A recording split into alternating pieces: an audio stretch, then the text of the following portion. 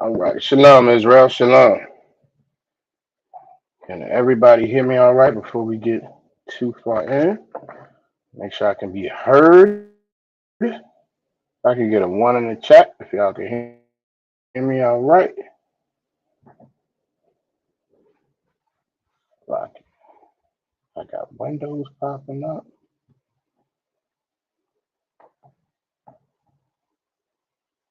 Okay, the water. All right, Shalom, Israel. We are the Israelite School of Universal Practical Knowledge, started out of 1 West 125th Street, out of Harlem, New York, under Command General Yohana, and we are not affiliated with any other Israelite or Christian group. Tonight is the history class.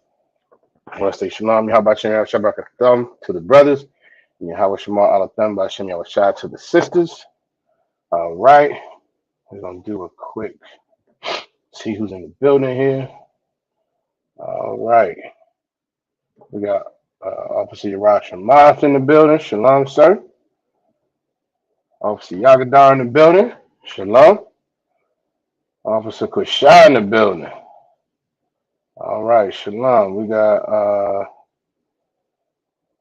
Sister Coco in the building. Shalom, sis.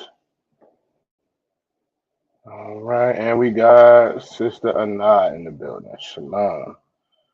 Shalom. All right.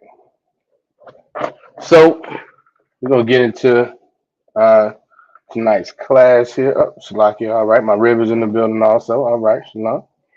We're gonna get into tonight's class. So y'all can see by the title, it's titled "We Speak Our Oppression, but Don't Know It." So this is gonna be a different type of class. All right, meaning these are just gonna be some different historical kind of perspectives and facts. They're not necessarily related, other than the fact that they have made it into our general discussion, our everyday kind of language, and oftentimes we don't know the history behind some of these terms, some of these phrases, and we'll get into the different the different aspects of it. All right, but given that, does anybody have any perspective? Does anybody have any examples? Because there's several of them, and as we start going through, I don't think anybody's going to be too surprised at most of them. There are oftentimes things that we have um, grown to either say on a regular basis. There were things that we might have learned when we were children, playing outside. That when you go into the history of it, is an absolute oppressive history that it came from. It's like we got Triple Kazaki in the building. Shalom. How about Shalom? Stephen Baldwin in the building. Shalom, brother. All right. Does anybody have any examples that they might be familiar with of those type of, maybe some phrases, some could be figures of speech, um, could be I want to give y'all too many examples because y'all don't.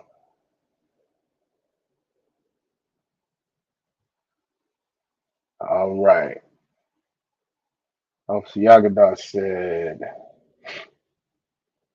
people say Christ is black but can't tell the truth behind the statement. All right, all right. That is absolutely true. That is absolutely true. All right. Okay, my rib. All right, she said eating almond butter pecan versus vanilla. All right, she is correct. She is correct. Um, that's one of the topics. That's one of the items. That's one of the things we're gonna get into, that history. Um, Lucky. I'm having a little bit of technical difficulty here. We are going to manage through this. Um, I want us to think about, again, just the everyday phraseology, terms. Um, Obviously, Yagda, you are absolutely correct in your statement, but that is a little more overt. than what I'm looking for. What I'm looking for are those things. If you might have any idea that you may have been saying most of your life, you may have been it might be phrases that you've been using. It might have been figures of speech that people would use, and when you look into it, um, we realize that the nature of them are just as oppressive as can be. Um, Slovakia is not what I'm looking for.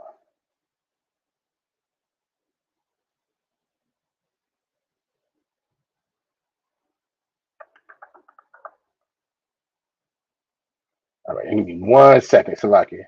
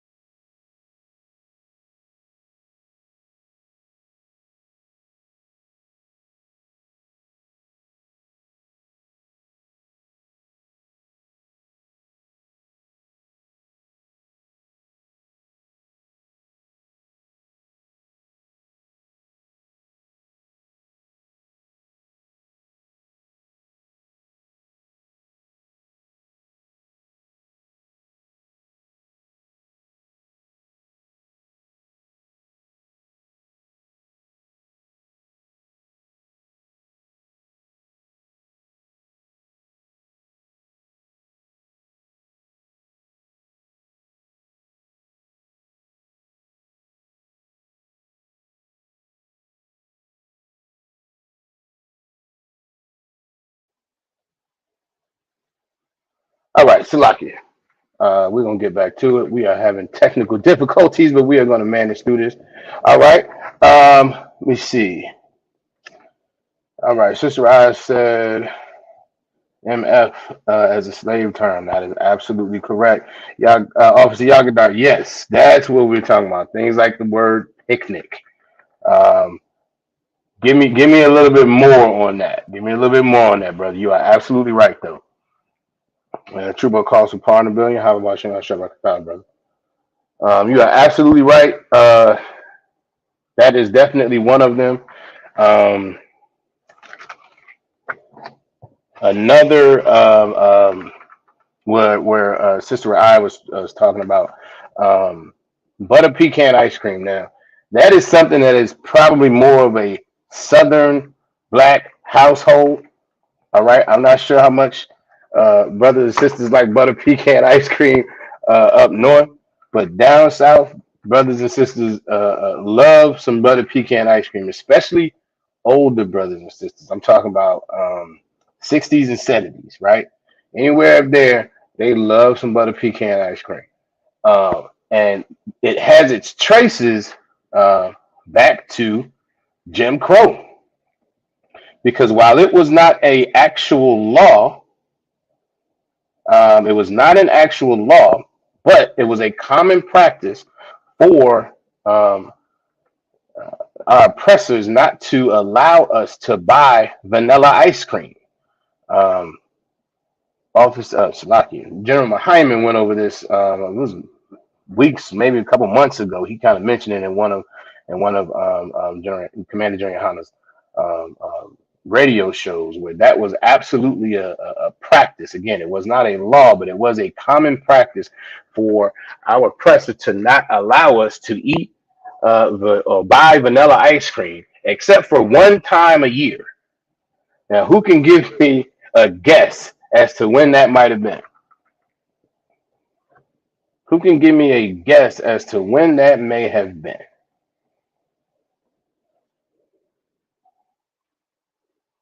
The one time a year they allowed us to buy and eat vanilla ice cream.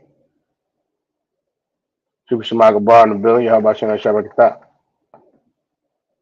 Anybody want to give it a shot? Anybody other than Sister I want to give it a shot? Salagi, she's absolutely right. Independence Day. That's the only day they allow black people as a practice. Again, this was not a law. You're not gonna find this in any on any law books, but you can find plenty of record of it. All right. And so, as a result of us not being allowed to eat vanilla ice cream because we were so oppressed, so despised, so just our oppressor wanting to ensure that we were clear about our second class citizenship. Um, they did not allow us as a practice to eat vanilla ice cream, which is the most, I mean, that's one of the most diabolical things.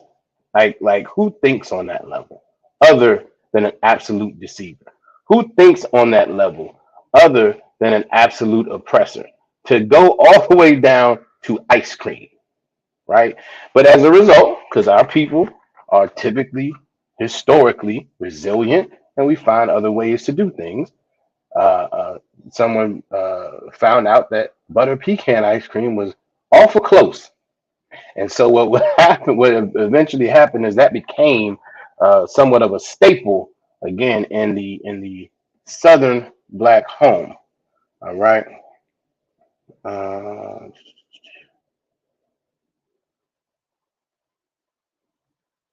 I'm gonna have to.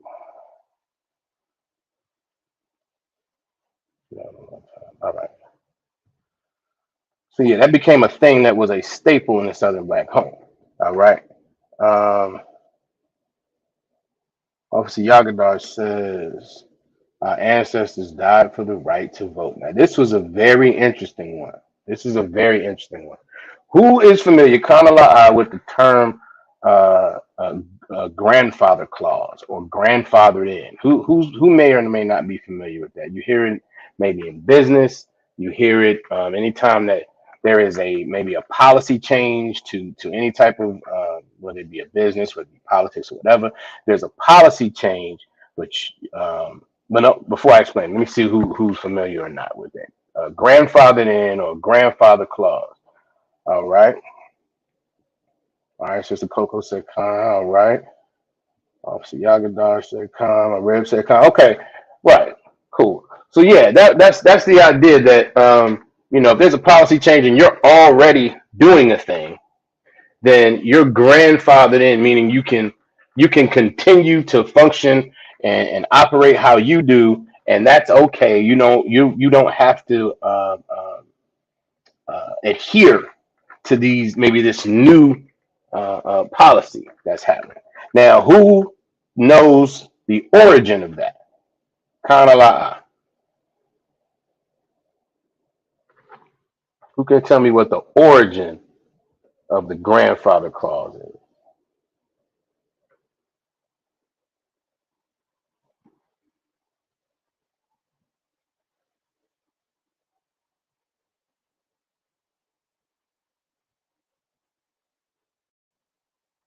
Kanala'a.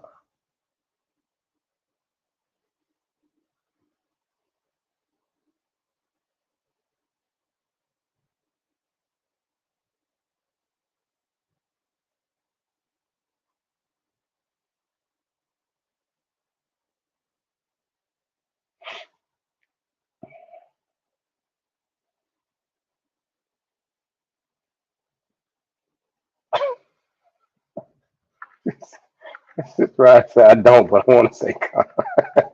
You can't say con. It's la. You gotta say la. All right. Anybody else? Anybody know? Kanala'a. Who might be familiar with the origin of the grandfather clause?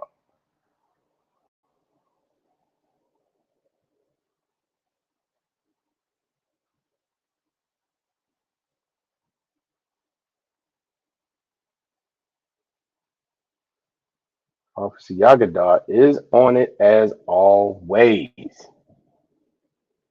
Grandfather voted, you can vote. So this goes back to, I want to say it's 1867, 1870, something like that, right?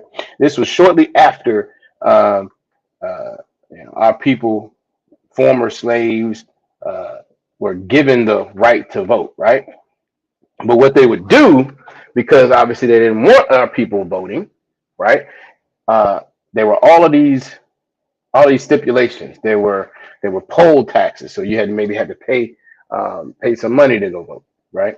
There were also literacy tests that if you could not read, if you couldn't spell certain words, if you didn't have some arbitrary level of education that they determined made you worthy to vote, then you were excluded. All right. But what happened was their people were just as uneducated as we were. They were just as uneducated as we were coming out of slavery. Now, what does that say? All right, you have had a people enslaved for 300 years, 300 plus years, and a good chunk of your fellow citizens who were not enslaved have about the same education as we do. What does that say about your people and how you have been treating your people? Because we know the oppressor is the devil that the Bible speaks of. He does not care about anyone but himself. All right. And once he's in charge, then everybody else just has to go along with it. So there's not a whole lot of pride for their people in a sense that they're going to look out for their people the way we are supposed to look out for each other according to the law, statutes, and commandments. They don't have that. What they have is, and that's that whole pull yourself up by your bootstraps. They really don't care about their people in as much as as long as they can siphon some resources out and they can become rich, then they're fine with that. But because their people weren't educated, because there were a good amount of their people who were poor, right? These stipulations started to affect their people. So now, especially in the South, all these elections are being held, even national elections, and now they're losing because they're excluding even their own people from voting. It was meant to just be for black folks. It was meant to just be for us, former slaves, but that's not what happened. Even their people started being excluded. So they passed the grandfather clause. This was, I believe, was in 1870. They passed the grandfather clause that said if your grandfather was able to vote, then you didn't have to worry about the poll tax. You didn't have to worry about the literacy tax. You didn't have to worry about any of that. As long as your grandfather was able to vote, then you're naturally able to vote. Now, what did that do? It doesn't even take. Somebody can give me this real quick. Who Whose grandfather was going to be able to vote prior to 1870, prior to 1867?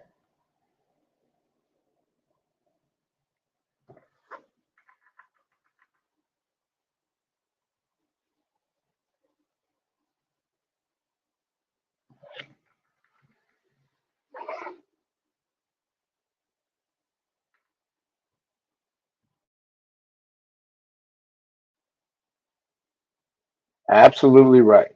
Absolutely right. Give Officer Yagada a hand. It excluded the slaves, exactly, because our grandfathers were enslaved at the time.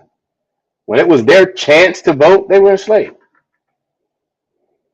They absolutely could not vote. All right? Right. It eliminated us. But that's a term that's still used today in business, in politics, in all of these different spaces. You'll hear somebody's grandfather in. There's a grandfather clause, so on and so forth. That is another example of how we speak our oppression every day, and we don't know it. All right. Let me see.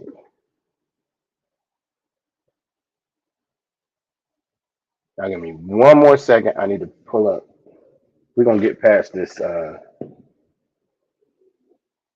gonna get past these technical difficulties. Y'all give me 1 second. It's a lot.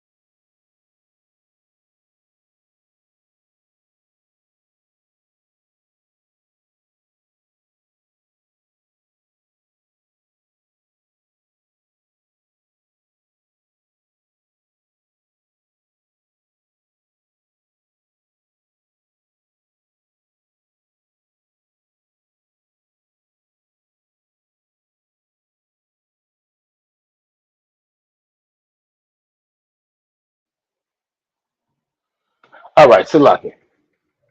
I think we're good to go. Now, I'm not going to be able to share any screens, but we are going to still go through this information. Uh, so we're going to get to it. We're going to get to it. All right. Khan, give Officer Yagadar a hand. He's absolutely right. The term backlash is another one. Give me some more on that, Officer Yagadar. Give me some more on that.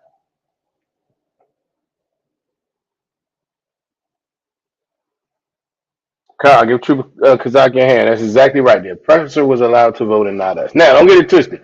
I want to be clear. We do not believe in voting in here. That is against the Most High. That is against the laws, statutes, and commandments. We are not allowed to do that. All right. But again, this is another example of how why we need to wake our people up so they understand. Listen, this whole idea that well your ancestors died for your right to vote. No, nobody. They didn't want us voting. They don't want us in their political systems, and we should not be in there in the first place. We should not be choosing the men that are the people who are above us, and even more so with this voting system because those are people from another nation. Matter of fact, I can't share any screens, but we're gonna still get into some of these scriptures and some of this information. All right, Deuteronomy 17 and 15. Deuteronomy 17 and 15 says, "Thou shalt not in any wise set him set him king over thee, whom the Lord, who the Most High thy power shall choose from one among thy brethren shalt thou set king over thee. Thou mayest not set a stranger over thee, which is not thy brother. This is the Most High telling us, don't set somebody that's from another nation over you. Do not do it. He's going to choose who should be over us, and he's going to come from the 12 tribes of Israel. That is absolutely, and right now, that person is Commander General Yohana. It has nothing to do with anybody voting for anything. That's not the structure that we're supposed to be under. We have a leader, and we follow orders. All right. Officer Yagno says backlash was lashes from the whip. Now it's a negative insult. Absolutely right. Absolutely right. Give him a hand. I'm going to give you another one. All right. Who's ever heard of the phrase cat got your tongue? Who's heard of that phrase before? Kind of lie.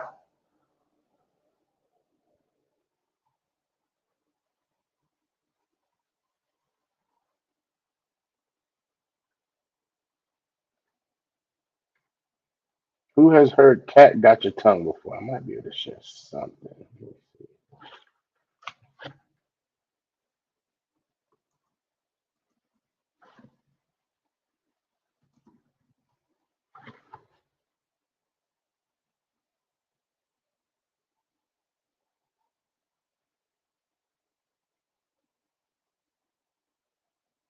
All right.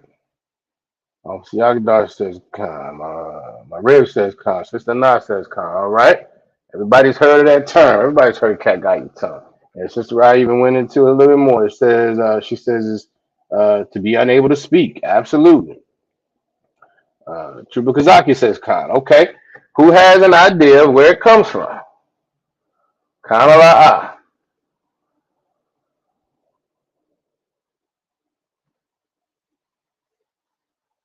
Let me find it.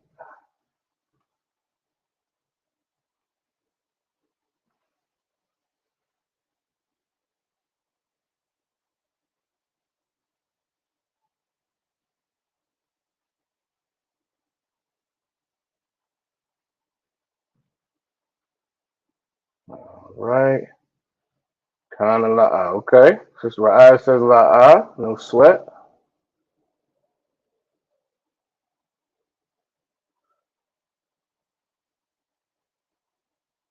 Who else? Kana la. Who knows? Who has an idea where it came from?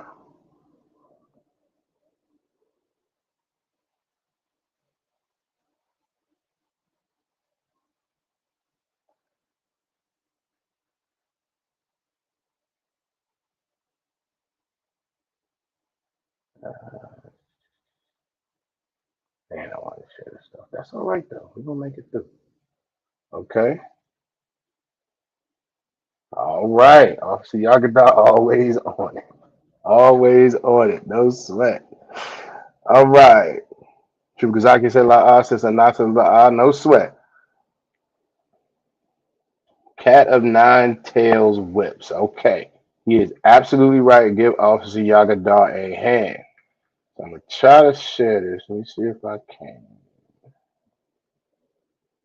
See if this is gonna work.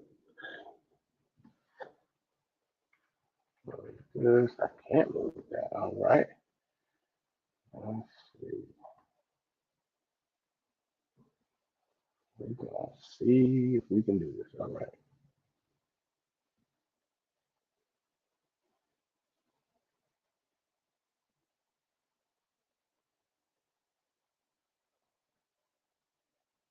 Let's see.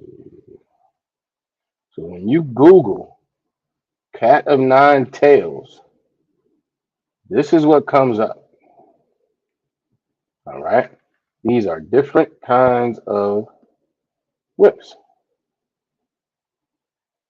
Everybody sees that, right? All right. So we're gonna go back real quick.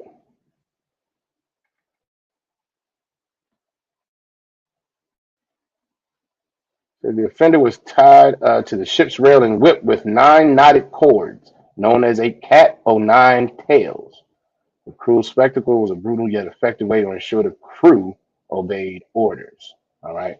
So that's talking about what they used to do on ships. However, the term cat got your tongue comes from being so horrifically abused by that whip that you are rendered unable to speak. That's where the term comes from. So when somebody says cat got your tail, they're referencing someone getting whipped and beaten so bad that they're unable to speak. Now, obviously, Google ties it to uh, the a ship and a captain keeping order on the vessel. Now we all know that's not where cat got your tongue comes from, because you're not, if you're running a ship, you have basically employees. You're not going to do that. You're not going to abuse them so horrifically that they can't speak. That's something that happened to slaves. That's something that happened to the 12 tribes of Israel. They were right. Oh, Siagadar is absolutely right, leaving you speechless. Exactly. That is where the term cat got your tail comes from. I mean, not cat got your tail, cat got your tongue comes from. And again, we use these terms all day, every day, and we don't know the horrific origin that they come from. All right. Let's see. There's quite a few. We're gonna get into quite a few. I was kind of shocked at how many of these things. Uh, on one end, I was shocked, but then on the other end, it suppresses the devil the Bible speaks of. So we absolutely know what that is. Um, yeah, got that. Going back to the ice cream. Um, oh, Slocky. Sister Aya said knocked up. Okay, so this was one. Who's familiar with? I mean, I know we are familiar with that term, but does anybody have an idea of um, where it may have originated? This is another one. Knocked up. We generally know that means somebody's been impregnated, right? Somebody's with child, some ladies with child, some women's with child, and we say she's knocked up. Anybody have an idea where that may have come from?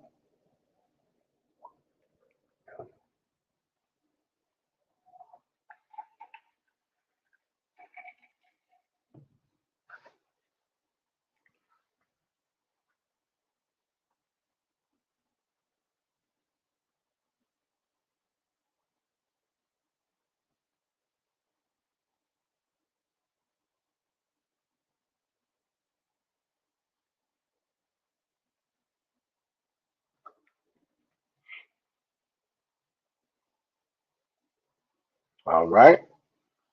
So Yagabar said, we might have stumped him on one. Uh-oh. Uh-oh. Salaki. Salaki. All right. Sister Not says, all right. This riot says a woman on the auction block that was pregnant they get a 2-for-1, and they knock on her block. Correct. They knock on her block, which essentially raises the price. The price gets knocked up because she's pregnant, and so anybody who was to purchase knows they're going to get a 2-for-1, so the price goes up. Now, here's the only thing: I was not able to confirm that. I was all over the internet trying to confirm this. I was not able to absolutely confirm it. However, um, I could not find an origin for it at all.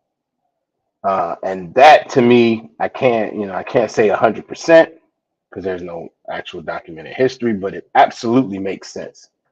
All right. I think it was first used in something like 1813. It meant pregnant, but supposedly no one knows the origin. I will try to continue to find that if I can, and I will bring it back to you all. But that is the general perception. That's the idea of where it came from. I just was not able to confirm it. But again, it makes absolute sense. And when I actually saw it, it was first on TikTok, and it was these three oppressors sitting there talking, and It was so interesting to watch this unfold because there was a guy and two females, and he was explaining about how terrible this term is, and that's where it originated. Um, and one of the ladies was like, well, that, where did that come from? Like, she was confused, but then she walked her way through it, like, oh, because they get two for one, and it was almost like she was shocked. And I thought about it, and I was like, that's to be an oppressor is especially having conversations about your ancestors and how they oppressed the 12 tribes of Israel. It should be an uncomfortable discussion, and it was. But what I found interesting is this. I don't think this is even that hard to imagine, right? We just heard "Cat Got Your Tongue." We just read "Cat Got Your Tongue" was from them beating slaves so much that they couldn't speak, and then that became just a figure of speech. So it's not that far fetched for Knocked Up to come from something like that. But this oppressor, this Shesaw, she had to be so measured in her response. And I'm guessing because if she caught it too quick, then what does that say about her? Although it's not hard to catch. But in my mind, if she caught it too quick, then that meant she thinks the same way. And you absolutely do. They all think the same way. The things that happened back then, as far as the thought patterns, as far as how they deal with the 12 tribes of Israel, are the same things that we deal with now. That's why you have, I think it's the governor in Florida talking about slavery was good for, black folks. That's the same things that were being said back then in the 1800s, back in the 1700s. This was good for us from their perspective. That's the same thing this oppressor says now. That's why we'll go back to your country, leave. All of that. As if we didn't break our complete backs, as if our families and our ancestors and our mothers and fathers and aunts and uncles and everyone did not break their backs to build this country for what it is. As if we're really just visitors here.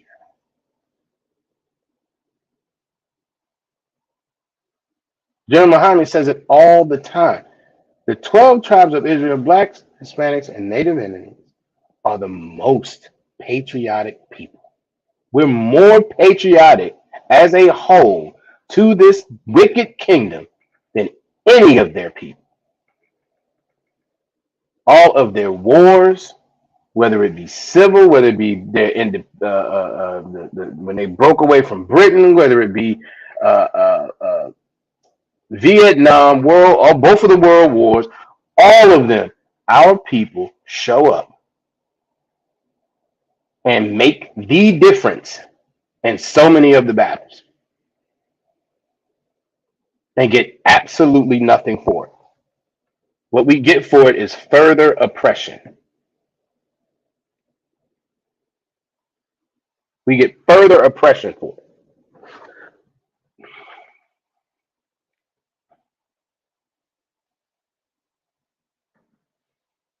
Don't see y'all know. Oh, right. They be clapping for the cameras. Exactly.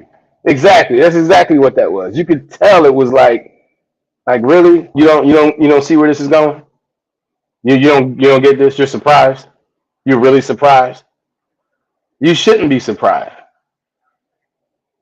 But they have to act surprised, because if they don't, what is that saying about them? And what is that saying about all their ancestors?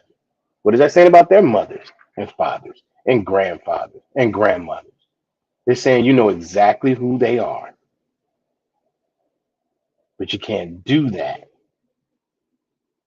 because we all know then that becomes a direct reflection on you. And that's why we in the ISUPK know that there's not a difference between the oppressors and the Edomites that lived 200 years ago and the ones that live today. That's why we're continually oppressed. That's why all of these terms made it into regular language. No one stopped using these rude and disrespectful terms. No, we're just gonna, we're gonna change it to something else, and now it's okay. All right, let's keep going though, because there's some more. Let me see. Let me see.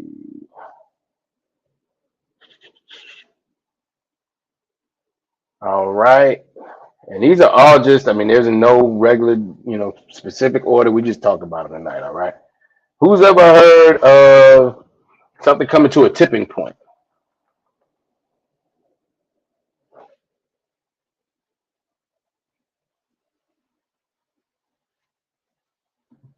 Who's ever heard that term?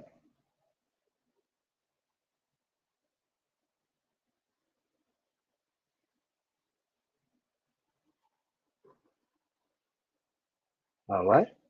Sister Nasha Khan. All right. Who else?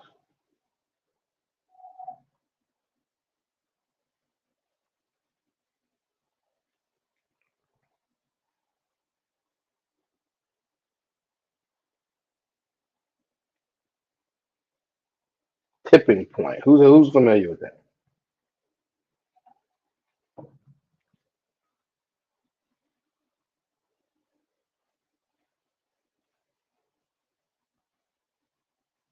All right. Rev said Khan. Obviously, Yagadar said Khan. All right.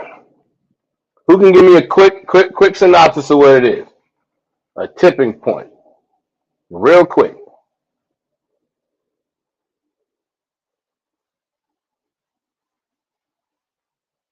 All right. Trooper Kazaki said Khan.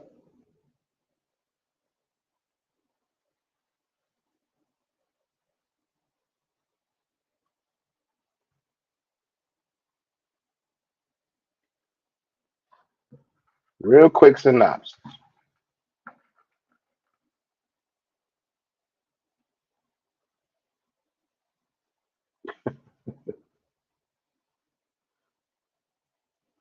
Sister Raya says stuff about to go left and get real disrespectful. Okay. All right. I'll take that. Not only that, but I get where you're going. I get where you're going. Something is about to happen. Not necessarily disrespectful or go left, but something's about to happen, right? Because a lot of times, like in you might hear of something like if a new, there you go. That's what I was trying to get at right there. Obviously, y'all get right hit on there. Hit a certain limit or threshold. That's right. That's kind of the idea, right? And that sounds great. All right. Trooper Kazaki said, something that is about to go completely wrong, such as two people fighting. That's true. It could be used in there, but to Officer Yakadar's point, it's just a certain limit or a threshold. They that could be used in that same sense. It's just absolutely right. They're also using it in business when they talk about, I don't know, like a stock might be taking off. They'll say something like, it's about to hit a tipping point and then it's supposed to take off. They say that if there's a new product that comes out, they have to sell enough of them and then it hits the tipping point and they expect it to take off. So it's a threshold. But so this says tipping point in modern uses in modern usage. Good night. This refers to a thing or circumstance that triggers an action or a reaction, a catalyst that pushes a situation over the edge, good or bad, right? It says it's been used in thousands of novels, novel titles, essays, and regularly appears in the media. Sadly, this phrase is also used in popular or was also used in popular culture during the 50s and 60s to define when a Caucasian family would escape from the city to the suburbs after too many families of color, again, black folks, had moved in, which has also been referred to as white flight. That was when the term first started being used.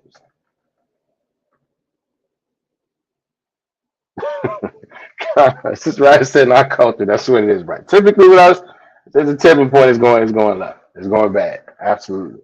But this is a term, and to y'all point too, this started out as a negative term for the oppressor.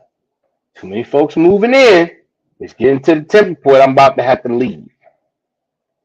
That's when it first started being used. And again, this is used every day, whether it be in our culture, whether it be in business, all these different terms, but it has these contexts. It has the origins that are absolutely tied to everything else that this country is tied to. Oppression. Absolute oppression. All right. Let's see what else we got.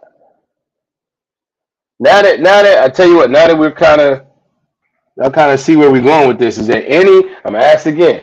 Any um any other ones y'all can think of? Any other ones y'all can think of? Because there's some in here that I mean,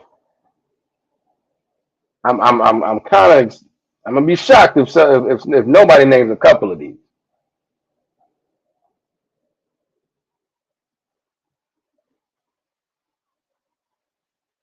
Who else wants to give it a shot?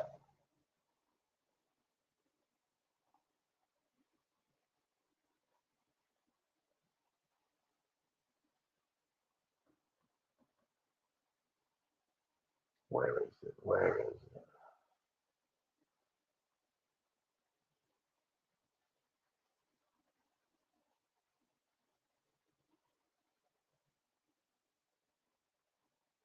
Here it is. Anybody else want to give it a shot before I go on to the next one?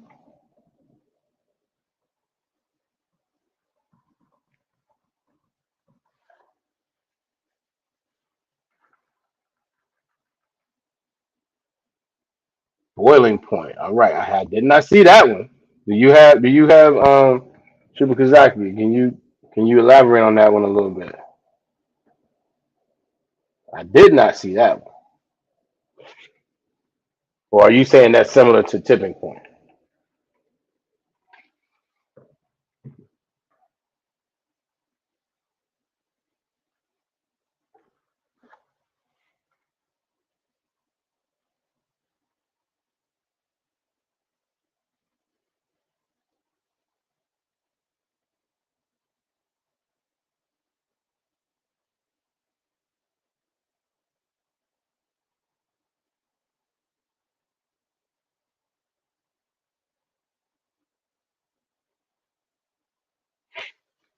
Let's see.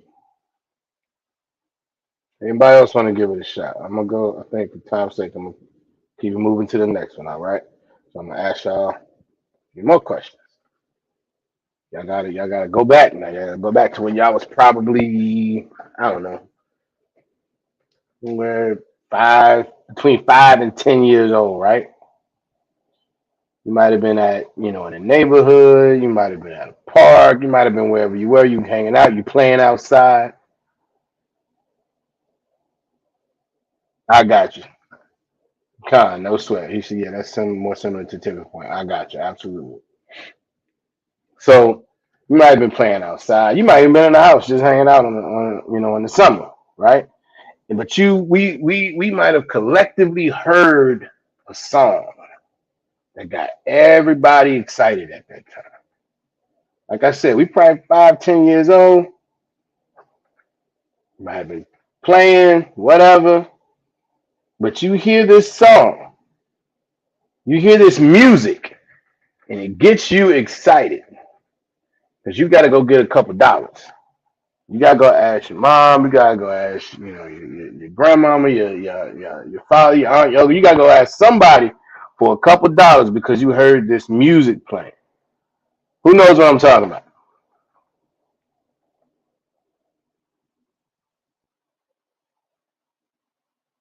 All right, I got an answer. Who else wants to give it a shot? Who else knows what I'm talking about?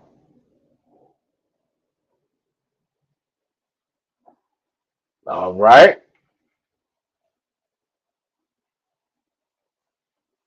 Wait a minute. She was like, I have no idea what you're talking about. Wait a minute. Heard South Jesus. Okay, let me pick on this. Heard South Jesus jumped up. I'm not sure what that is. You might have to explain that a little bit more. All right. All right. Sister, I got it. An ice cream truck. Sister, now I got it. That ice cream truck. Exactly. Now that ice cream truck is one of the worst songs. All right. Let's see. It says one of the iconic tunes that ice cream trucks play nationwide to alert neighborhood children of their arrival is a sign of summer for many, but few. may have considered the song's origins. Actor Harry C. Brown released the song in March 1916 with Columbia Records. Who's familiar? Who's not familiar with Columbia Records? Much music as we listen to, who's not familiar with Columbia Records, right? Under the name N-word Love a Watermelon. Ha ha ha. That was, listen, when y'all get a chance, YouTube that. Because what's ironic, not even ironic, it's not even surprising. What's horrible is that, we got, I'm not sure if I'm supposed to say this or not. Salaki. Oh, okay, no sweat. I have not heard Salaki. Triple Kazaki said something he's heard Christians say in the South. I have not heard that. You may be absolutely right. Maybe absolutely right, brother. He says it means something big is about to take place. I've never heard that. Okay, all right, no sweat. Um, but we have to be very careful in our speech and what we say, so that our videos aren't flagged, so on and so forth, right? And the N word is one of them.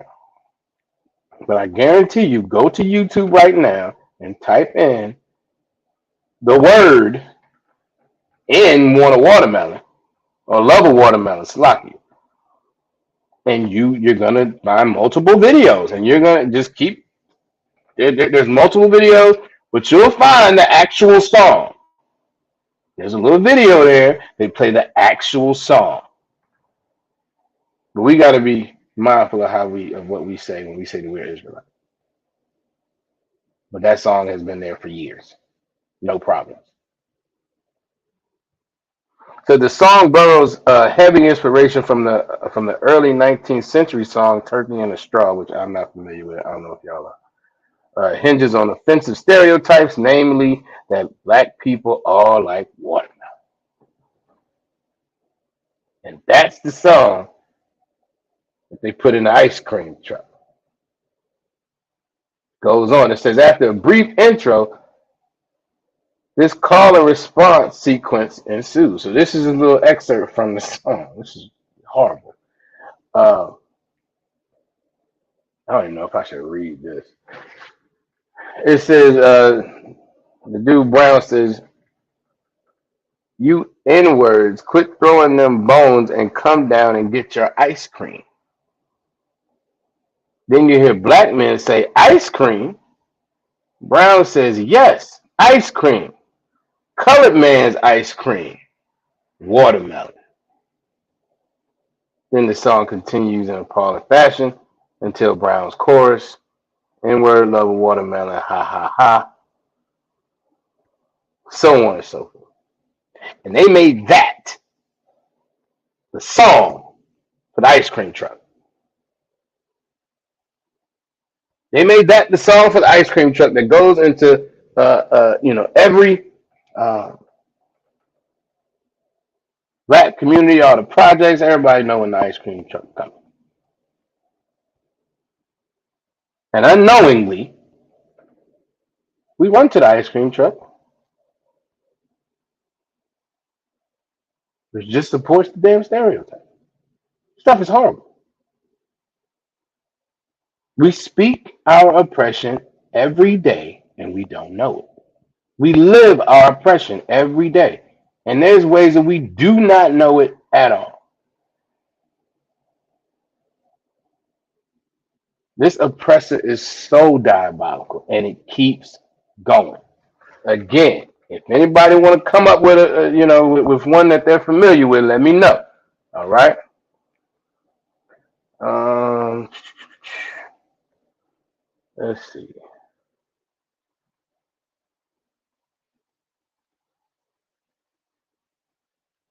Oh, I wish I could share the screen. All right, no sweat.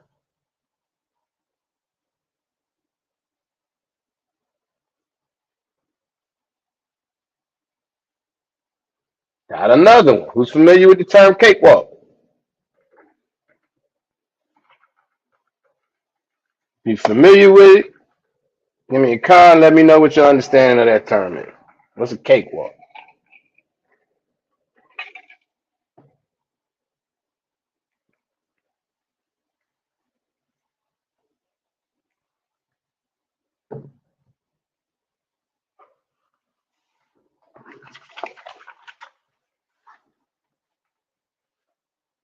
Kala. Who knows what a cakewalk is? All right, I got one answer.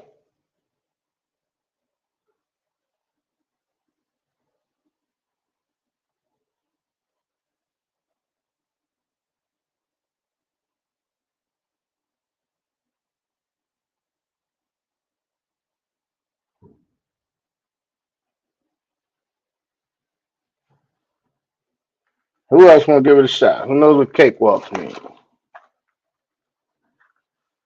All right. All right. Absolutely. Y'all are all correct. Sister I says cakewalk, something easy. Uh, Salaki Chubukazaki says something easy. Exactly. Officer Yagadar said kind of cakewalk or easy. Sister not something easy. You all are absolutely right. All right. So it says a cakewalk is often used to denote a task that is easy to perform. The truth behind this word has to do with a different kind of performance that was not so easy. Because Oxford Dictionary writes that a cakewalk was a dancing contest judged by plantation owners with a cake as a prize. Now, is this the one I want to read?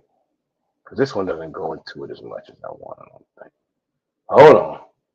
That wasn't the one I wanted. Salaki. Uh,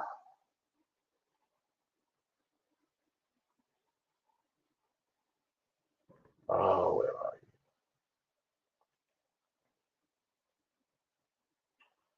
I think it's here. And, no, it's not there either. Wait a minute.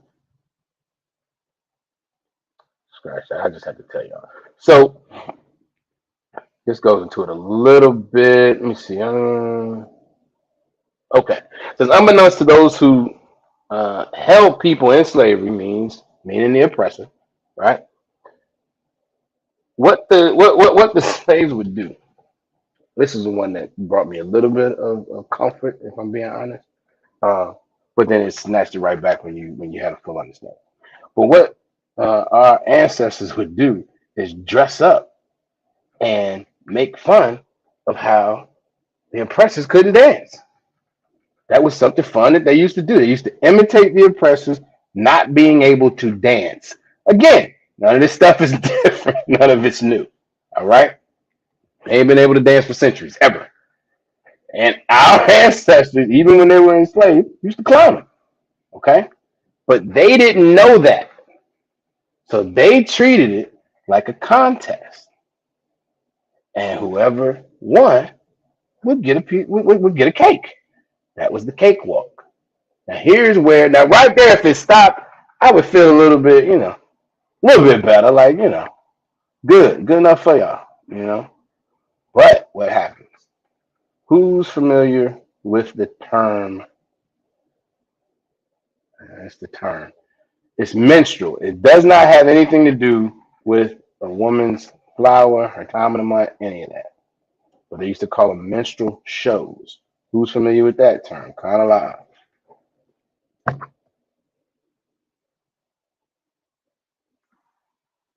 And if you're familiar with it, uh, um, a term that kind of sums it up.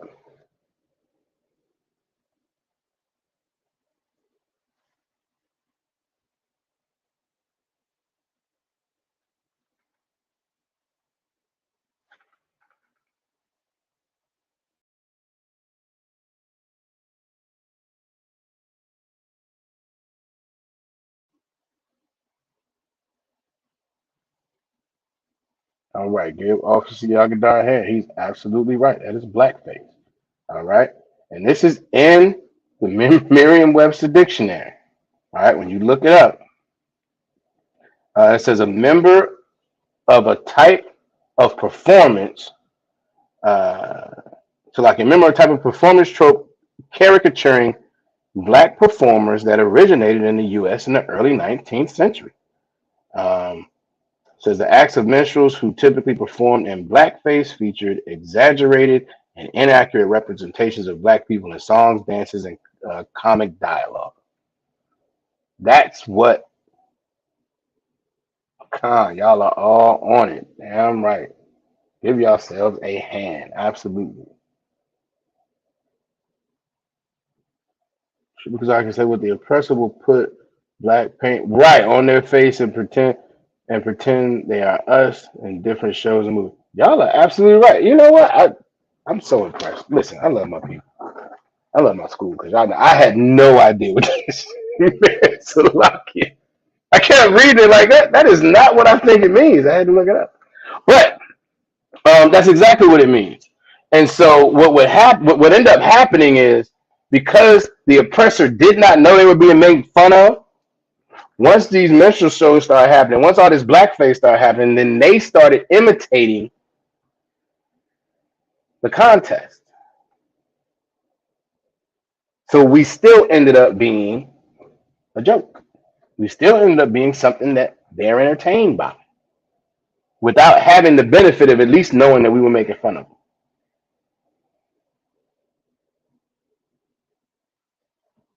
Sister I said, and as they say, and as they used to say, shuck and jive. Exactly. That's another one. We don't use that term as freely as some of these other ones, right? We know what shuck and jive means, especially as black folks. We know exactly what that means. But cakewalk, we don't know. I mean, like everybody said, cakewalk it just means something's easy. That's not where it started from. It turned into the term cakewalk as once those shows started because obviously they had to give it a name. It's part of the show. Oh, this is the cakewalk.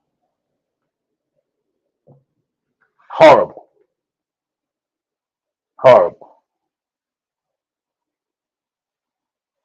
Because eventually the tradition entered minstrel shows. White performers would dress in ridiculous fashion and present the cakewalk as a failed attempt to rise to the levels of white sophistication. Now, clearly, that's not what it was. That's not what it was. Our ancestors were making fun of the fact that these folks can't dance, which is what we do today, right? But because white performers would dress in ridiculous fashion and present the cakewalk as a failed attempt to rise to the levels of white sophistication. So it became a thing where they're again caricaturing us as we're less than when we are supposed to be on the top. Again, if we go back to following these laws, statutes, and commandments, we would get out of this absolute oppression. And we speak our oppression every day. We just don't know it. Because in some cases, black performers would even be brought out to perform the dances to the delight of audience members. Horrible. All right, so nobody has said this one that I was expecting somebody to say. And I feel like as soon as I bring it up, um, somebody's gonna acknowledge this. Now I may be dating myself too. All right, but there was a process. When we were kids, you go out and play. Let's say you were playing tag, right? Let's say you're playing hide and go seek. Let's say you were playing it freeze tag, right? Somebody had to be it. How do we choose who was gonna be it? And when I came up, there was a specific process. There was a specific saying. All right. Who can tell me what that saying was? You ain't gotta do the whole thing. Just the beginning part of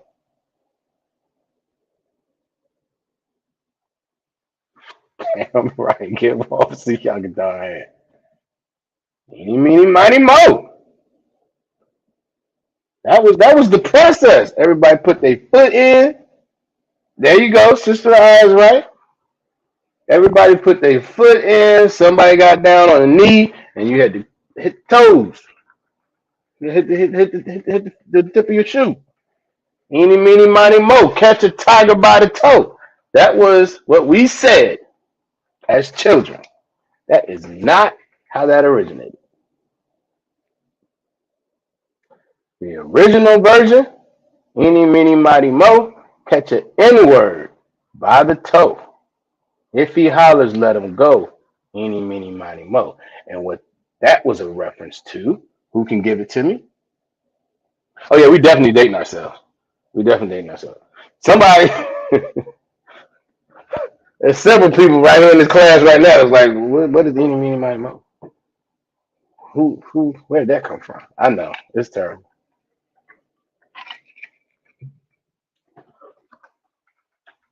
We're gonna get y'all there though. We're gonna get y'all there. We still gonna get y'all there because y'all gotta know this, right? But we did it actively as children. But what does that sound like? What does that simulate when you put the real version out there?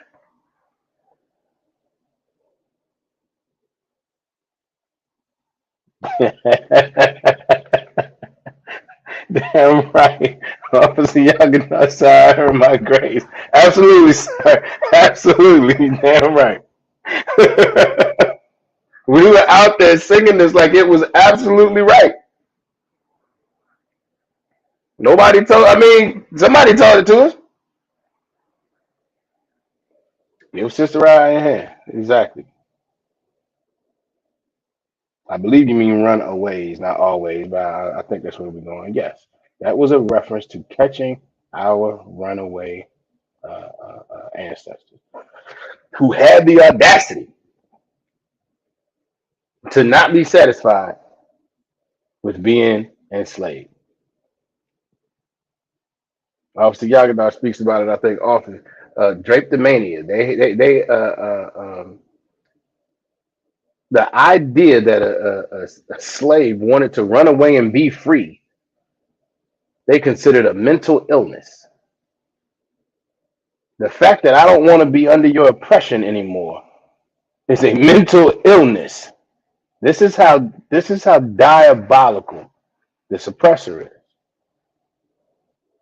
Oh, all right. Officer Yagadar, okay. Me and him always be on one. He said, I learned they call hazelnuts. Right. N-word toes in the South. Absolutely. I got that somewhere in here too. I gotta find it. I got it in here too. Absolutely right though. That's right. That's right. All right. Oh, one more alternate version. Catch the N-word by his toe. If he hollers, pay him $20 every day. I don't even get that. I don't even understand that. But it says the meaning of this rhyme is rooted in the slave trade. There's an idea that it comes from slave selection or a description of what a white slave owner would do if they caught a runaway slave. Now check this out. It says it was actually part of a 2004 lawsuit against Southwest Airlines. Black plaintiffs in the case sued the airline for discrimination because the flight attendant had used the rhyme while urging them to take their seats. Who gonna guess what happened with the lawsuit?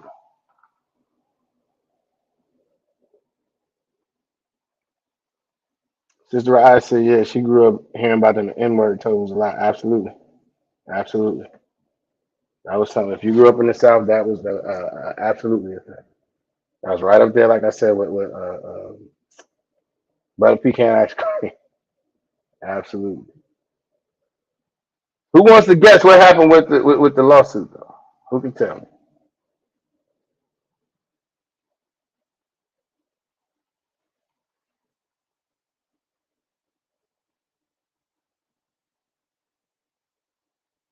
Let's see what else.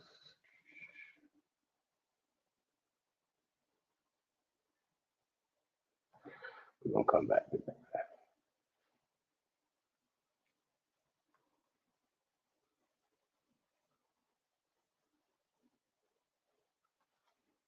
All right. Officer Yagdar said it was dropped. Sister Ryan said it was thrown out. Sister Not said it was dropped. All right, y'all all on the same. Y'all about the same page. Y'all are absolutely correct. It says the jury did not side with the plaintiffs, and though they appealed, the Tenth Circuit Court of Appeals affirmed the initial ruling. Of course, of course, of course. Even though it's right here, it's in the history. Nah, because this oppressor is the devil that the Bible speaks of. All right. Let me see where else we're gonna go. Let me see. Let me see. Y'all bear with me. What time we got? Okay.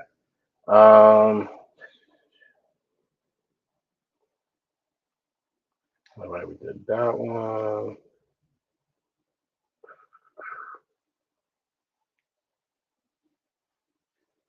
Now, I know y'all gonna get this, but y'all may not have ever thought about it. Sold down the river. What does it mean? Who could tell me? Who's familiar with it? It's like who's familiar with it? Who can tell me what it means today? What does it mean to be sold down the river?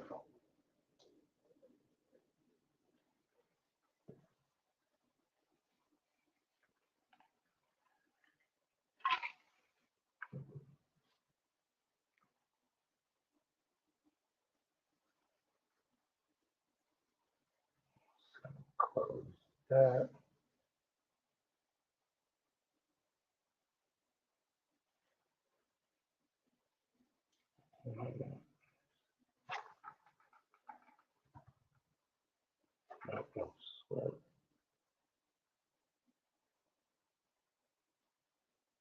There we go. All right. Sold out. Okay. Sister Eyes says snitching. All right. I'll accept that. Is anybody not familiar with this term? Anybody who's not familiar, just say loud out. If you are familiar, you can be in comment.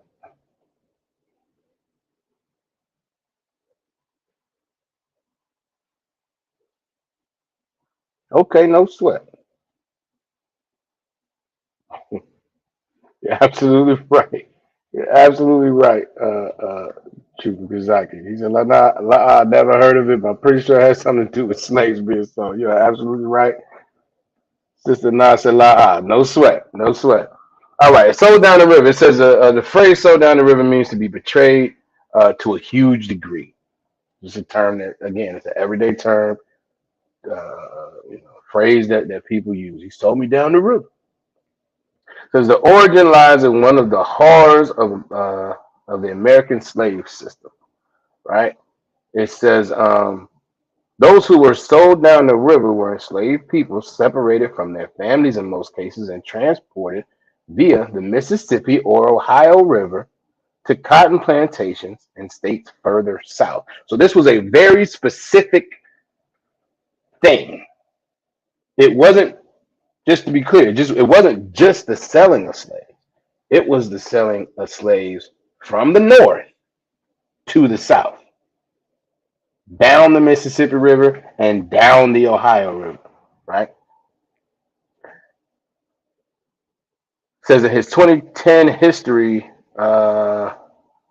Wicked River, the Mississippi, when it ran wild, journalist Lee Sandlin wrote, the threat of being sold down the river was seen as tantamount to a death sentence.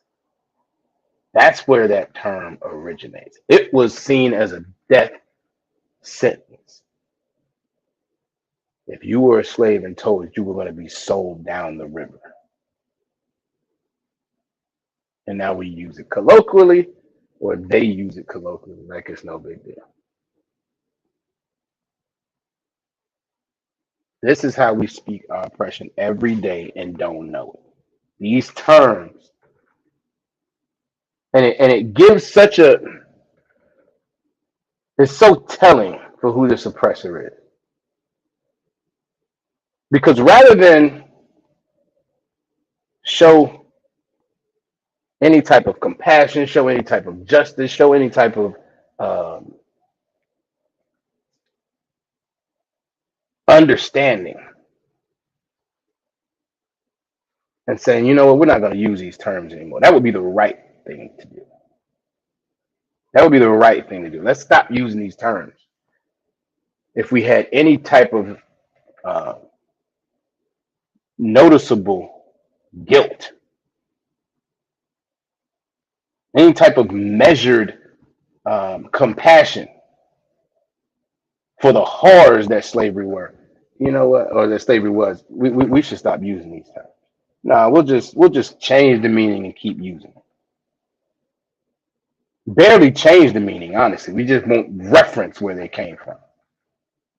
We just won't reference exactly the origins, but we'll keep using the terms.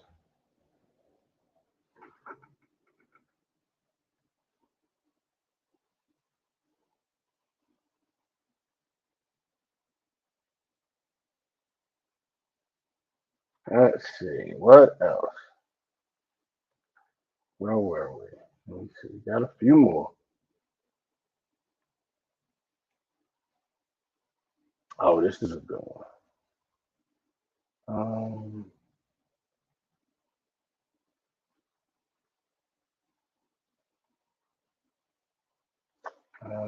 it's not a good description. Who's familiar with, who's ever been, yeah, who's ever heard a teacher or something like that reference the peanut gallery? Who's ever heard of that term, the peanut gallery?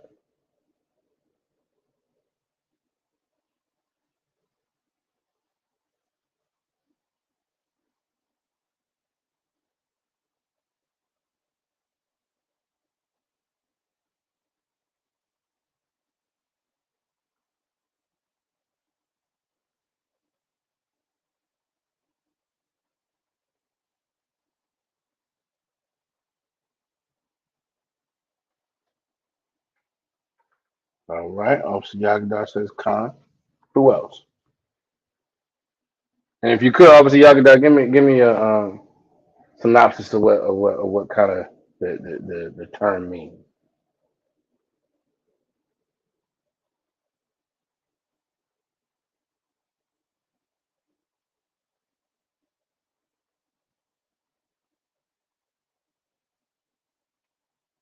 Okay, Chuba Kazaki said, I know sweat.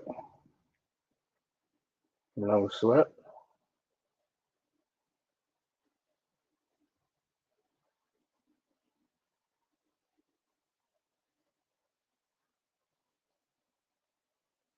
Who else?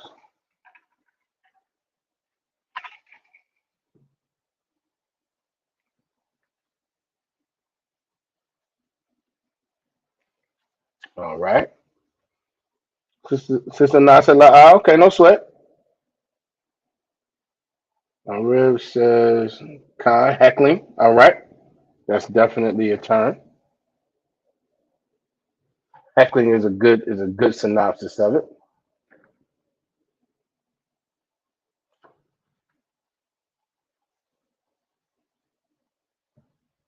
She says a group picking on, I think, someone or joking on them. All right, could be.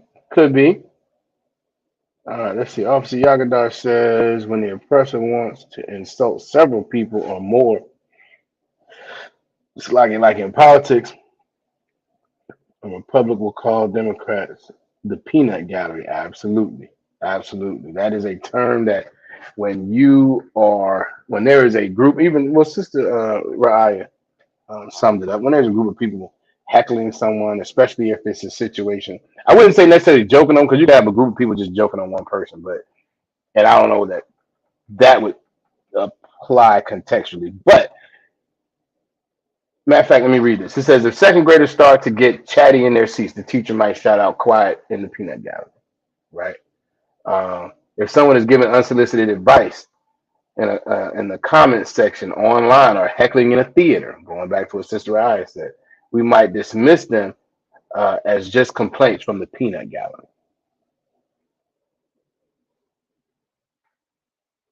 Just thought of the term pickaninny. I did not pull that one up in everything. I should have because I don't know the origins of it specifically, but I do know it is tied to our oppression. I do know that. I just can't speak to it right now. If you got it, go ahead and put it in the chat, Trooper Kazaki. That is a very good point. All right.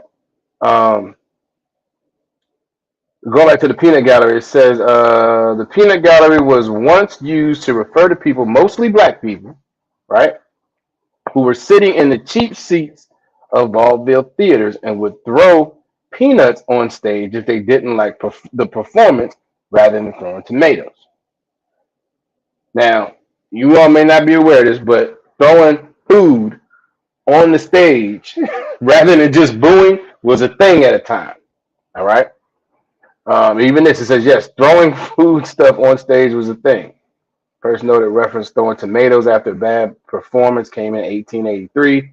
New York Times article, so on and so forth. It's not something that was really our culture. It's the oppressor's culture.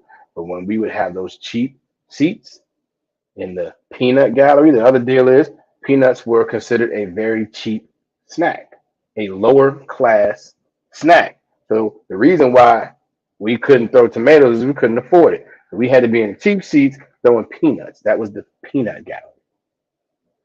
All right. Um, it doesn't matter. It says the peanut gallery was the cheapest and worst part of the theater and the only option for black attendees. The National Urban League said of the phrase in 2018, no one wanted to sit in the peanut gallery, and today no one wants to hear from the peanut gallery. That is a very good point. No, when you reference the peanut gallery, that's not something that's not a positive term. You want those people to shut up. You don't want to hear from the peanut gallery. But those have direct ties to our oppression. Well, that's a very good point. Get that sister here. So they have no culture. They don't. They really don't. They have tendencies, but they don't have a culture. They really don't. They absolutely do not. We were watching something, can't remember where I saw it, but it was talking about food. And what is American food? American food is food from every other culture. I saw this oppressor say that tacos were American food. No culture at all. They appropriate every other culture. They appropriate every other culture, bring it over here, make it an attempt to make it their own. And not just you know appropriate like not just using it saying, hey, this is what they do and we're doing. No, this is ours. That in their mind is what makes sense because they have absolutely no culture on this planet.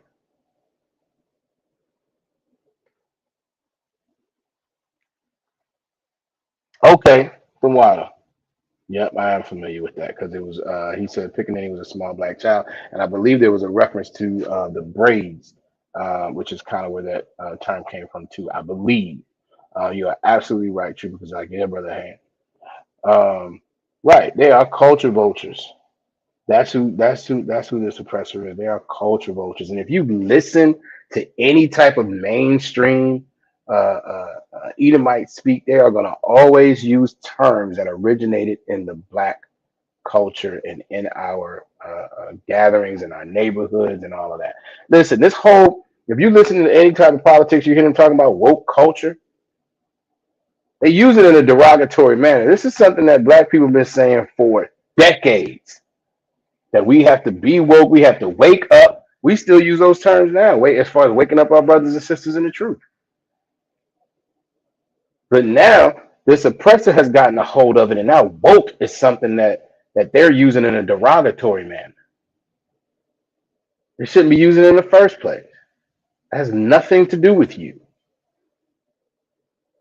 But that's what they do. They appropriate everything.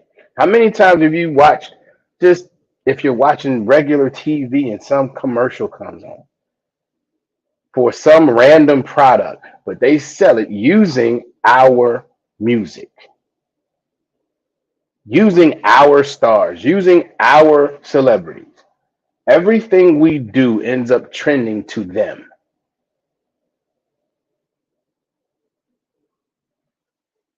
Now, we are absolutely God's chosen people, and that's absolutely why that happens. But they appropriate everything they can. So the sister was absolutely right. They absolutely have no culture, and that's why, as Officer Yagadar said, they are culture vultures. Oh, Salakia, the water. So the MF term. I think I did. I'm not sure. If I didn't, let me go over it again. The MF term. So the MF term um, originated around breeding farms, slave breeding farms. All right. If you don't know, um, once the Constitution so-called outlawed the importation of Israelites and enslaved people, well, the South said, well, we got to keep this going. So now we're going to purposefully uh, breed these people so that we can keep up our supply of slaves. And so what they would do is have these two, well, not two, not only two, but I believe it's two major ones. One of which was in Richmond, Virginia. I'm gonna do a class on that one soon too. There was a breeding farm in Richmond, Virginia. Okay, and what they used to do is they used to take the most fertile females, strongest men, make them have sex and have babies. Now they did not care what the relationship was between these people. They didn't care if it was a son or a brother and his sister. They didn't care if it was a brother or an aunt and aunt. They didn't care what the relationship was. As long as you were fertile and you were strong, you all were going to make a baby. And if I understand it correctly, I'm still doing some of my research, but they would oftentimes cover their heads with some kind of bag, especially if there was a relationship between the two. So you had situations where they forced a son to have sex with his mother, and that's where the term came from. And we use it again. We all of us are guilty. We do it every day.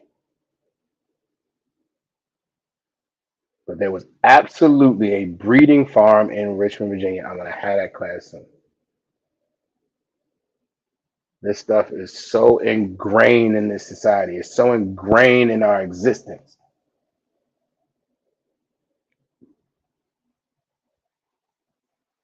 Okay. Yeah, what Shamala thought about Shimmy on shot, sis. Appreciate you coming in. I'm right.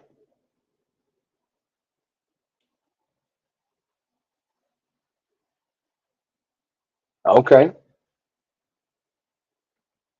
My rib says that was the only time they covered their head, so they wouldn't know. I believe is what you're trying to say, right? So they would not know it was a relative. So that's what they would do. Horrible, horrible. All right. Um, let's keep going. We got a few more minutes left here. Let's see. Uh, I'll make sure I am missing. Um,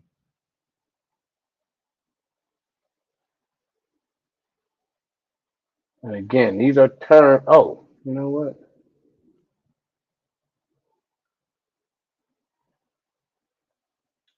Where I gotta pull up that link. Lock.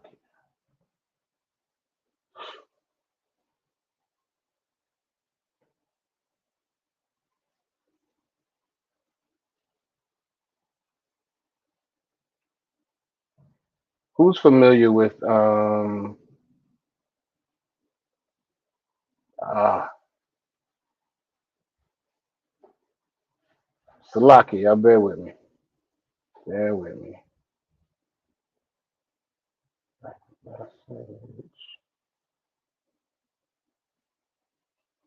All right, this is the one.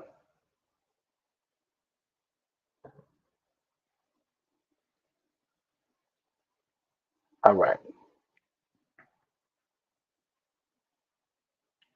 Who is familiar with any nursery rhymes that have its origin in our oppression? Anybody? I'm gonna start you up because there's a couple of them. Um,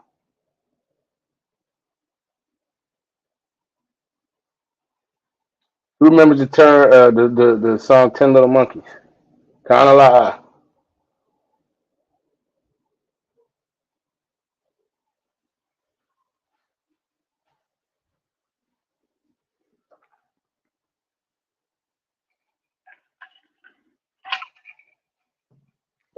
All right. Obviously, Agdar says Khan. Yeah. All right. Sister Nazam, I believe I'm pronouncing that right. She says Khan Su. All right. Sister Anas says Khan. Sister Anas says Khan. Sing it every week. All right, for y'all who don't know, my rib is she's in childcare. She's in the daycare industry. So yes, they still sing this song every single week, every single day in some instances, right? That song started out as 10 little N words. It was not 10 little monkeys. Row, row, row your boat is another one. Absolutely. It's just a hair. It started out as 10 little N words. It says, which count, let me see. Lock it. It says it was originally derived from a nursery rhyme called 10 Little N Words that counted down by illuminating 10 different horrible ways for black boys to die. That's where this nursery rhyme originated. It says one version of it features this line: 10 little N word boys went out to die. One choked himself. So like it. One choked his little self, and then there were nine. The use of this rhyming song in children's books and the minstrel shows over the decades reasserted a false sense of superiority, so on and so forth, right? Um, is this the one? Where is it? Because I want to get you, because it gets deeper than that. Here it is. Here it is. All right. All right, Khan, no sweat. Who's familiar with Bugs Bunny? Who's familiar with Bugs Bunny? Now, I know what y'all thinking, and the Bugs got to be. I mean, Bugs was a real one. I thought that's what I was. That's what. Listen, Bugs was my favorite character at one point. When I was a kid watching Looney Tunes, Bugs Bunny was the man.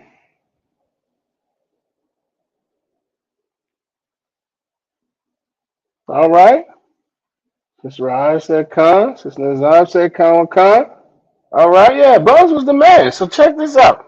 It says this line also crossed over into new mediums and played on Saturday morning cartoons featuring beloved good guys like Tweety and Bugs Bunny.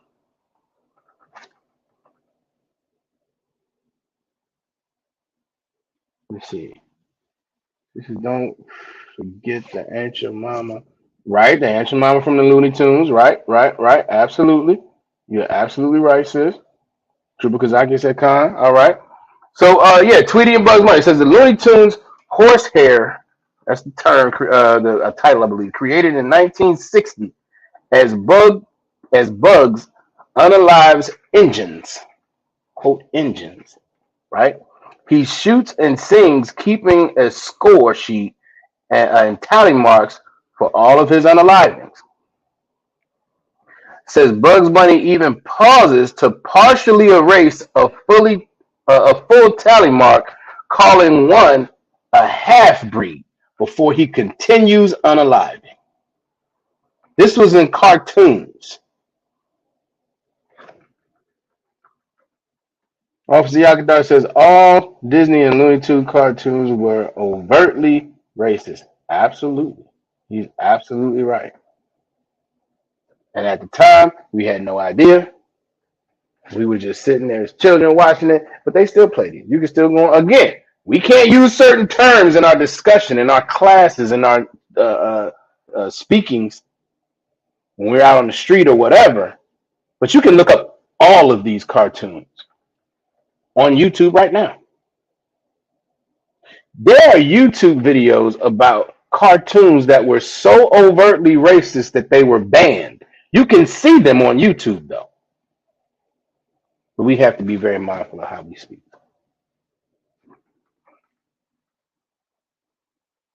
Says the problems continued in a Tweety version as Tweety tallies up uh, gunshots, marking the unaliving of another little quote unquote little Indian. The cartoon offers genocide and as innocent fun. It says in Justified, Salaki, cartoons offers genocide as innocent fun and justified. It says casting Tweety as the innocent and Sylvester and the other cats as the Indians, the cartoon casts them as villains who deserve punishment. In addition to the cartoon itself, um, the cartoon itself traffics in the usual caricature of Native Americans as unaliving, speaking broken English, and the feather headdress. Generic Salakia feather headdress. All stereotypical,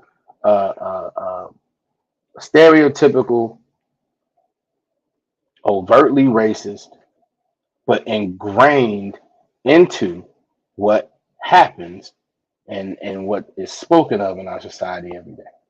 Bugs Bunny was one of the most famous characters, and still is.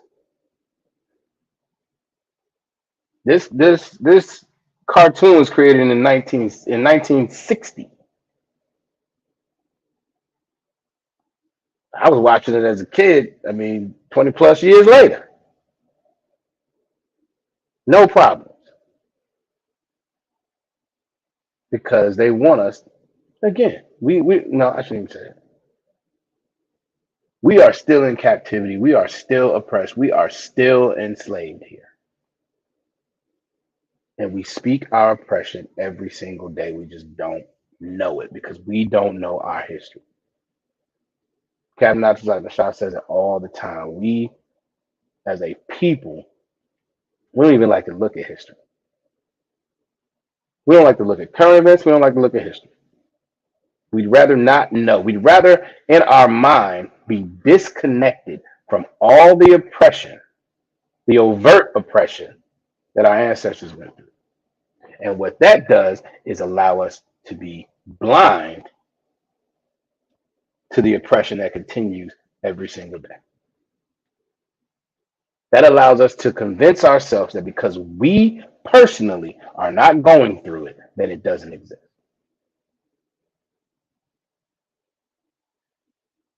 That allows us to have zero compassion on our brothers and sisters who are actively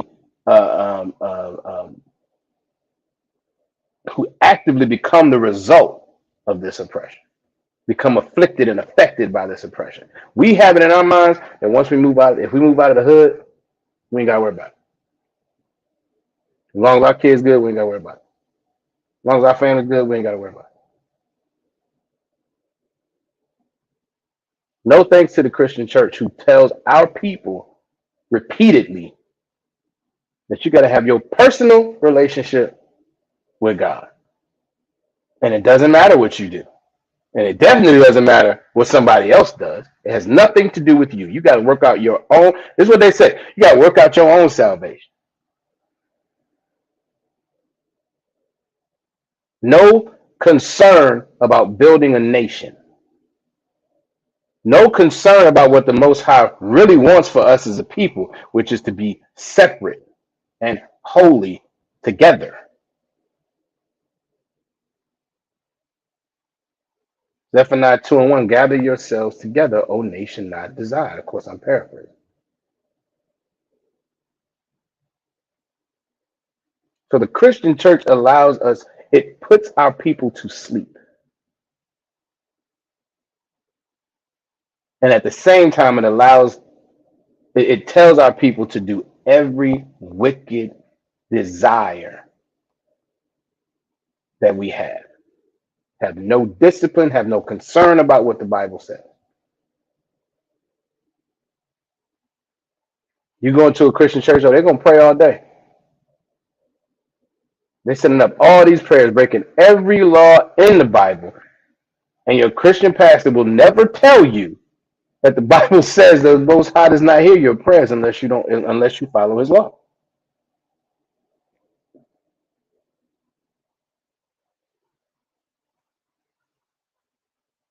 And so this is why our people continue to be destroyed. This is why we teach these history classes. This is why. Salaki. Oh,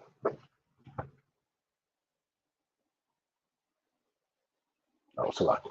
This is why we are so destroyed. This is why we teach these history classes. This is why we teach these brotherhood classes. This is why we go out on the street. So our people can understand and wake up. There are more. Let me see. Y'all probably familiar with some of these. Oh Susanna, that's a nursery rhyme song. That's a nursery rhyme song. And it has the original version has the N word in it. Um, Mama Little Baby loves shortening bread. If anybody's familiar with that, the original song was not that. It had mammy and the N word and darkies and things of that nature. Jimmy Crack Corn. Y'all might be familiar with that. That was done in a manner. Salaki. That was done in a manner that was written by an oppressor. But if you look at the dialect that was used to imitate the slave who was the subject of the song, I mean, it's clear. Again, and this is all just ways to make sure that we know that we are less than in their eyes. That's all a form of oppression. All right. Um, I think is there anything else I want to get to? I want to make sure because there's so much. I want to make sure I got to most of it. Oh, wish I could show y'all this picture.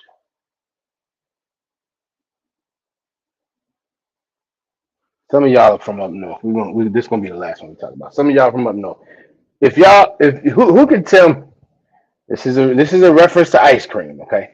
Who can tell me what a Jimmy is?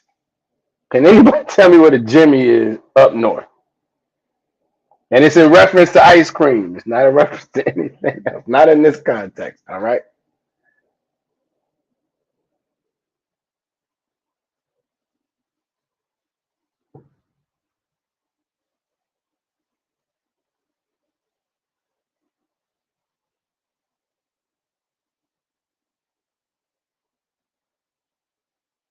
Who can tell me? Count a lot out if you can tell me what a Jimmy is up north in reference to ice cream.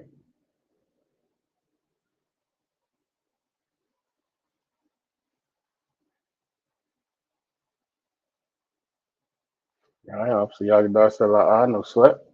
Anybody else?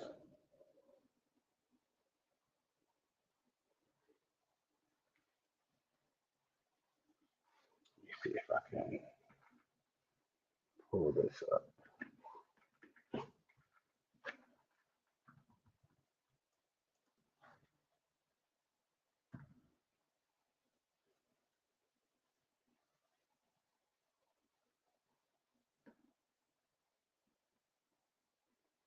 Let me see. What that?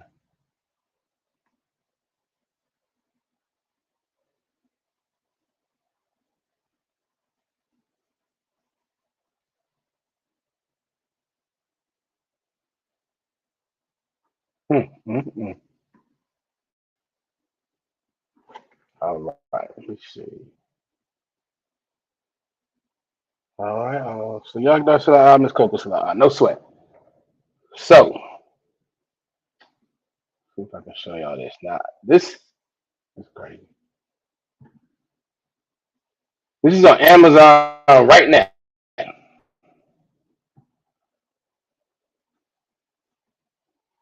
me see.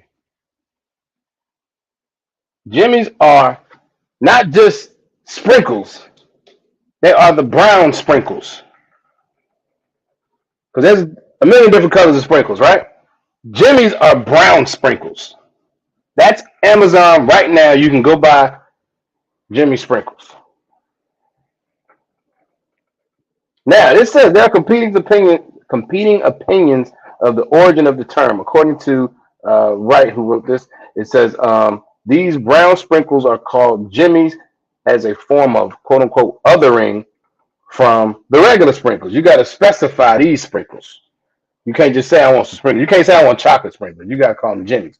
It says the fact that they are brown suggests to Wright that they represent little black people. Still, other entomologists believe that the term comes from Jim Crow laws used to segregate the South, with Jimmys representing those black people bound by these laws. And you can go on Amazon right now and buy you some Jimmys if you want. This is horrible. All right. And with that, we are just slightly over the time. If there are no questions or anything, I'm going to read the security announcements.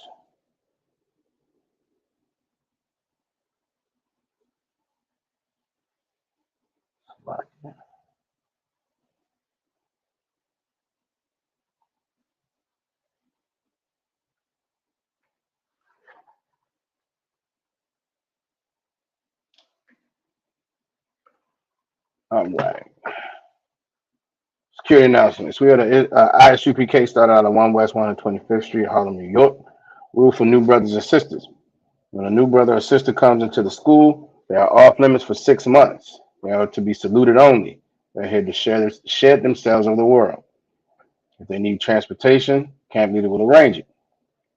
After 6 months, if a brother or sister has an interest in a particular person, he or she must get permission from the head to speak to a brother or sister. There's another 6 months in which the brother and sister will court each other. After this 6 month period, the brother and sister will get permission from the head to marry. Tithes, which is a commandment. You can find it in Numbers 18 and 21 or Malachi chapter 3, verses 8 through 10. Means tenth in the Hebrew, ma'ashara. 10% of every penny of any increase the Lord gives you. You can give it to the Treasury Department. You can also go directly to isupk.com and pay your tithes there through PayPal. You get your records, emails, and all that good stuff. Right. Priest Fund. Free will offering for priests, not mandatory, whatsoever amount you would like to give. Upcoming Holy Convocation. I think the next High Holy Day of Convocation is the Day of Atonement. I believe that's September 29th. Lockett, Officer Yagadov, you can confirm that for me. I believe it's the 29th, but let me know if I'm wrong, brother. I appreciate it. Let's see. If anyone wants to become a trooper, any brother wants to become a trooper in the school, he needs to be in all black. That's going to be black boots, shirts, pants, headband, and war scarf. You need to make sure you get in contact with either Officer Rashamath or Captain Abdullah Shah to make sure you let them know that that's what you want to do. And Salaki, I appreciate it, brother. Salaki, the 24th is the Day of Atonement. Salaki, the water for that. All right. And with that, we're going to get up out of here. I'm going to say one courtesy salute. Shalom Yahweh Shem Yahweh to the brothers. Shalom Yahweh Shema Alatan Ba'Shem Yahweh Shah to the sisters. Shalom Israel.